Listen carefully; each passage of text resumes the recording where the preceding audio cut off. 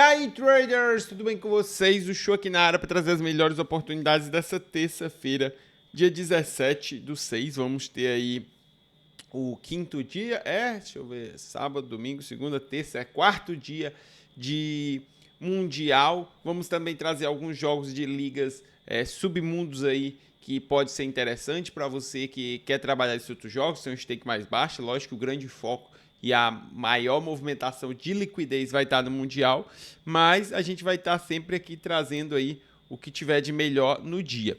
Não vou estar comentando ainda sobre os jogos do dia 16, porque eu estou gravando aqui no dia 16, então eu não tenho ainda o resultado dos jogos, o que eu fiz, o que eu não fiz, mas vou estar falando sobre isso nas minhas redes sociais, então vou estar fazendo bastante conteúdo sobre o Mundial. É muito importante você estar seguindo não só aqui o canal, ativando o sininho das notificações, mas também estar no Instagram e estar no Telegram para você acompanhar tudo, belezinha? 7h30 da manhã, primeiro jogo, vamos ter Jeonbuk, líder da Coreia, da K-League, enfrentando o Suwon, penúltimo colocado. Cara, o Jeonbuk tá fazendo uma grande campanha, vindo dentro de casa aqui, 4 vitórias, 4 empates e 1 derrota. Não é a melhor campanha do mundo, a gente espera até mais deles. Fora de casa ele vem com uma campanha melhor do que dentro de casa, mas é um grande time. Tem os seus empates aqui, mas foi muito no começo da temporada. Se a gente puxa a race mais recente, veio muito bem, conseguiu uma vitória em cima do Sun, que é um grande time. E vai pegar um dos piores visitantes, cara. Um time que não tem nenhuma vitória, tem alguns empates, muitas derrotas, nunca sai ganhando, sempre inicia perdendo, às vezes busca o placar. Então, para mim, é um jogo muito puxado para o Lei Suwon, muito puxado para a vitória do Jeonbuk, cara. O Jeonbuk realmente é um time bom, é um time que tem uma bola aérea muito poderosa e é um ponto muito fraco do Suwon. Então, para mim, é um jogo muito puxado para o Lei Suwon, muito puxado para a vitória do Jeonbuk, muito puxado para essa bola aérea. Então, 7h30 da manhã, vale a pena trabalhar para quem gosta de trabalhar com futebol coreano.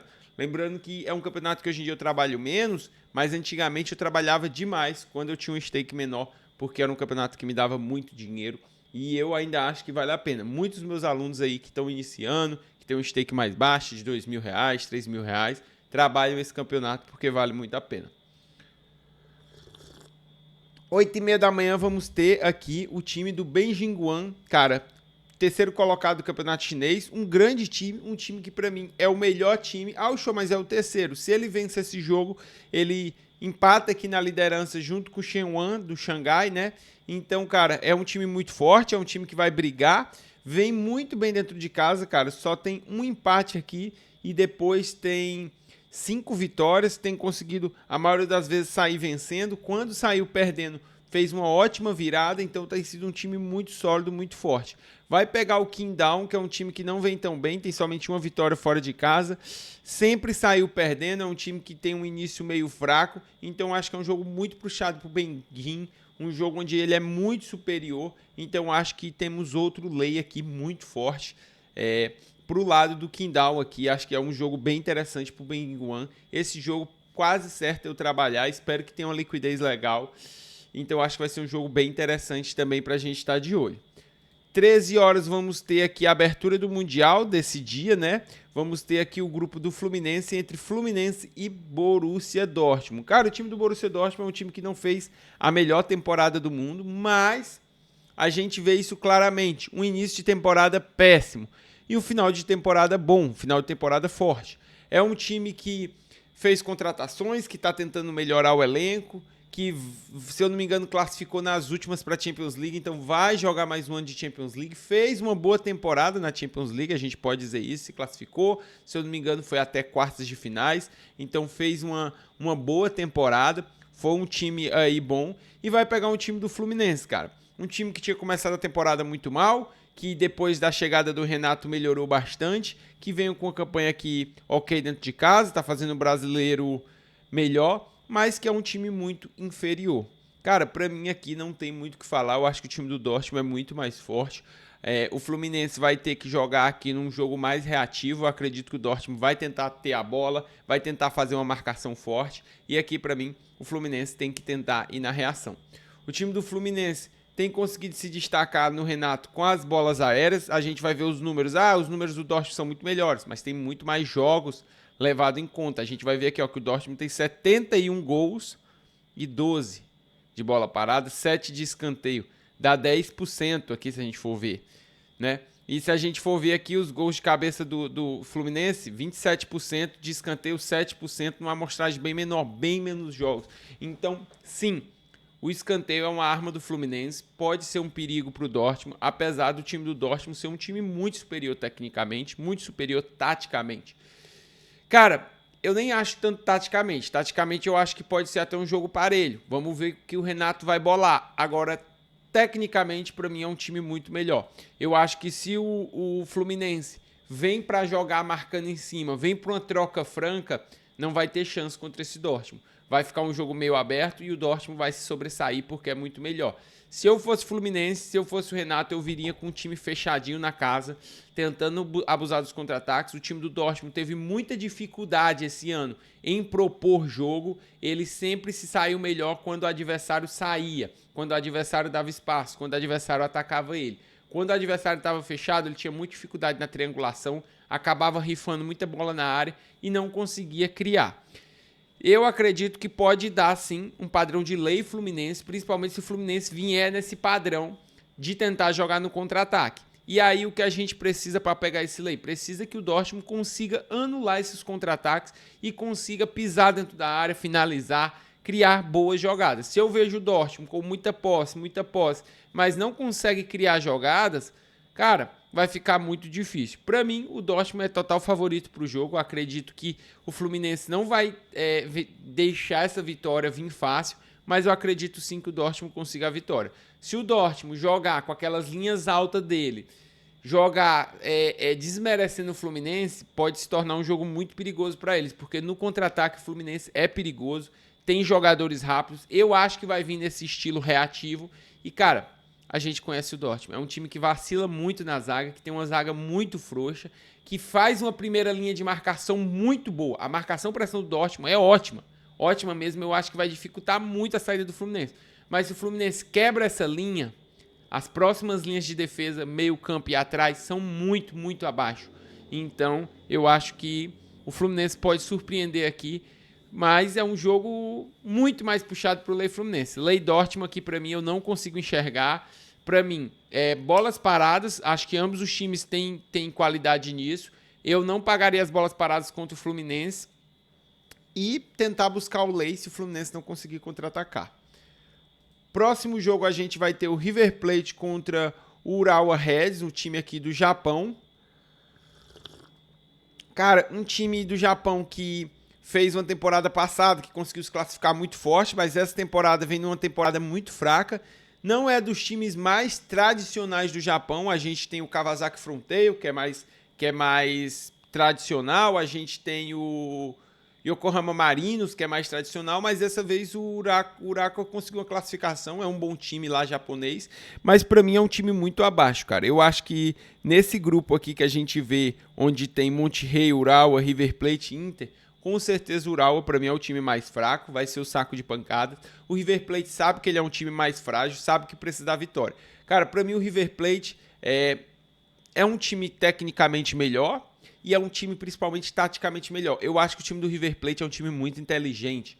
O Galhardo consegue fazer o time render e consegue fazer o time jogar do jeito que precisa, consegue extrair o máximo dos jogadores dele. Eu não acho que tenha assim um grande elenco. Eu acho que é um elenco muito inferior a muitos times brasileiros, como até o próprio Palmeiras, o próprio Flamengo, na minha opinião. Talvez empate ali com o time do Botafogo. Aí contra o Fluminense talvez um pouco melhor, mas se a gente for ver assim... Só que é um time que para mim é muito inteligente, ele consegue extrair muito do elenco, coisa que às vezes os brasileiros não conseguem. Pegando esse adversário mais fraco, cara, eu vejo um River Plate que vai marcar muito forte, que vai aproveitar a sua força física maior, o seu confronto aéreo e sua experiência nesse tipo de competição. O River Plate é um time muito experiente, então eu acho que sim, vai ser um Urawa. Eu acho que o time do River Plate vai jogar. Não vejo o time do River Plate dando um baile, mas vejo ele sendo superior, jogando com inteligência, não correndo grandes riscos. Então, para mim, um jogo que o River Plate deve sair com a vitória, deve ser um Urawa. A gente tem que tomar cuidado que os times japoneses jogam muito na velocidade, são times muito rápidos, então é o principal perigo aqui para mim seria o contra-ataque. São times que têm dificuldade para propor jogo, então não vejo o time conseguindo propor o jogo. Espero uma marcação ali, não pressão, mas uma marcação alta do River Plate, não deixando o time atacar o River Plate. mas controlando ali até o meio de campo para frente e dominando o jogo. Eu espero um jogo dominado pelo River Plate, um jogo fácil. O River Plate sabe que essa vitória é muito importante para a sua classificação, porque vai ter um confronto muito duro contra a Inter e muito duro contra o Monterrey, que para mim é o principal concorrente do River Plate por essa segunda vaga, já que eu acredito que a Inter vai ser bem superior, cara. Para mim o River Plate veio muito forte para se classificar nesse grupo. Próximo confronto às 7 da noite, vamos ter um confronto mais parelho, vamos ter o Ulsan, para mim o melhor time coreano, disparado, um time muito forte. Não veio na melhor temporada desse ano, né? Não tá lá, quem tá na cabeça é o Jeonbuk, que inclusive vai jogar, mas a gente sabe que o Ulsan tava se preparando para esse Mundial, que esse Mundial não é fácil. Vai pegar aqui o time da África do Sul, Sundowns, cara, também não é o time mais tradicional de lá, mas é um grande time. Cara, e aqui é carne de pescoço. As duas zebras do grupo. Se algum dos dois quer ter uma chance de se classificar nesse Mundial, precisam vencer esse jogo e depois vão disputar a segunda colocação com o Fluminense. Todo mundo sabe que o Dortmund é o time a ser batido, é a grande força. Eu vejo um time mais físico, mais forte no Sundowns, um time que vai ter o confronto aéreo de vantagem, apesar de não ser um destaque do time. Para mim, se a gente compara com o time do Ulsan, é um time mais físico, um time mais alto, mas para mim no Ulsan a gente tem um time com um futebol com uma qualidade um pouco melhor, um time mais rápido, um time mais experiente, o time do Ulsan. Para mim é um time que, querendo não, joga mais esse tipo de competição. É um time que taticamente eu vejo um pouco melhor também. Joga um futebol que me parece ser melhor, mas eu vejo um jogo também muito difícil, cara. Aqui eu acho que ambos os times vão priorizar a defesa. Eu acho que nas bolas paradas contra o Sam pode ser um destaque, mas, cara, é dois times muito, muito parelhos, cara. É um jogo muito difícil. Eu não consigo me posicionar um lado. Eu acho que vai ser muito para leitura de jogo. Acho que se o Sam vier na sua característica de tentar dominar mais o jogo, tentar dominar mais a posse, pode acabar conseguindo ter uma vantagem, mas tem que tomar cuidado com o time do Sundowns. Não é um time fraco, não é um time bobo. Então eu acho que vai ser uma trocação. Diferente do que a gente viu muito em jogos com os times da MLS, que eram times que eram muito focados no ataque, é que a gente tem times bem mais unders, bem mais focados na defesa. Então eu acho que a gente vai ter esse jogo mais retrancado, esse jogo com mais cuidado, sem tanta marcação-pressão, sem tanta marcação alta. Eu acho que se vier isso, vai ser mais do lado do Ulsan. Mas pelo Ulsan ser um time mais veloz, eu acho que eles também podem acabar fazendo uma marcação mais baixa para tentar chamar o time. Então vai depender muito da postura tática de cada um dos treinadores nesse jogo. Acho que é o jogo mais difícil do dia, um jogo que tem que ser muito bem estudado aqui, depois que sair a escalação, para a gente ter a noção. Eu vou sair a falar mais sobre esse jogo nas minhas redes sociais, depois que eu ver a escalação. E esse primeiro jogo vai ser muito bom. Essa primeira rodada é muito importante para a gente estudar as equipes. Cara, para mim, um jogo muito interessante, um jogo onde eu vejo a Inter muito favorita contra o Monterrey. Cara, o Monterrey a gente sabe, um time tradicional do México, um time muito forte, muito experiente com esse tipo de competição. Mas, cara, vai enfrentar uma Inter que não tem o que falar. O currículo da Inter acabou de fazer final de Champions League, não ganhou nada, quer ser campeão de alguma coisa, por que não desse Mundial? Tem um grande elenco, é um time que sabe jogar e que, cara, é um time que é difícil para qualquer time europeu jogar contra, porque a Inter se defende muito bem, é taticamente muito forte. A Inter tomou um balão do PSG, cara, aconteceu, começou a sair os gols, a Inter não conseguiu jogar, o PSG teve total mérito, mas a gente não pode tirar o mérito da Inter de ser uma grande equipe. Bolas aéreas muito fortes, e é um ponto bom também do time do Monterrey. Ele é um time que, se a gente vê, as estatísticas de bola aérea são muito boas, mas não tem como comparar. A Inter tem uma bola aérea muito forte, tem um contra-ataque muito forte, e aqui é a minha dúvida. Se a Inter vai mudar seu estilo de jogo para enfrentar esses times, que vai ser o quê? Como tem mais qualidade, realmente jogar como quando pega uma zebra no campeonato italiano.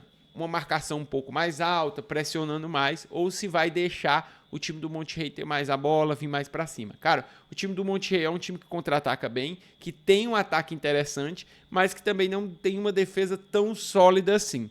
Eu acho que vai ser um time que vai ter muita dificuldade de penetrar a defesa da Inter e que tem que tomar muito cuidado, porque a Inter é um time muito forte, muito rápido, e a defesa do Monterrey não foi um destaque deles na temporada. Então, eu acho que eles podem chegar a dar perigo na Inter. São um time que tem um ataque bom, mas eu não vejo aqui a Inter perdendo esse jogo. Eu acho que essa odd da Inter tá até bem interessante para esse lay Monterrey. É um jogo que eu com certeza vou fazer e vou tentar pegar esse lay. Se o jogo estiver muito perigoso, a Inter não fizer aquele domínio que a gente quer pro lay, de todo jeito é um jogo muito bom para a bola parada, que é um dos pontos fortíssimos da Inter, que ele não conseguiu usar na final do PSG. Pessoal, acho que foi uma análise aí bem completa. Vou estar trazendo mais informações quando sair as escalações dos jogos nas redes sociais. Não esquece de seguir meu Instagram, no meu Telegram.